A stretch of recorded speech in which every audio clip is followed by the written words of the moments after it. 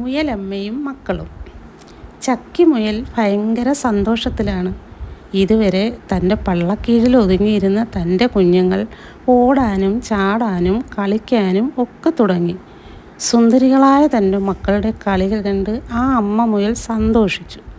താമസിയാതെ ആ സന്തോഷം അമ്മ മുയലിനെ വല്ലാതെ ഭയപ്പെടുത്തി.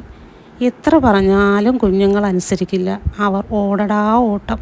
അമ്മ മുയൽ കുഞ്ഞുങ്ങളെ അരികിൽ വിളിച്ചിരുത്തി പറഞ്ഞു, മക്കളെ, നിങ്ങൾ അമ്മയുടെ അടുത്ത് നിന്നും ദൂരോട്ടൊന്നും ഓടിപ്പോകരുത്.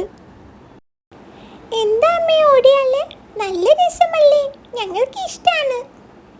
അമ്മയുടെ അടുത്ത് നിന്നും നിങ്ങൾ ഓടി മാറുന്നത് നോക്കി ദുഷ്ടമൃഗങ്ങൾ കാത്തിരിപ്പുണ്ടാവും.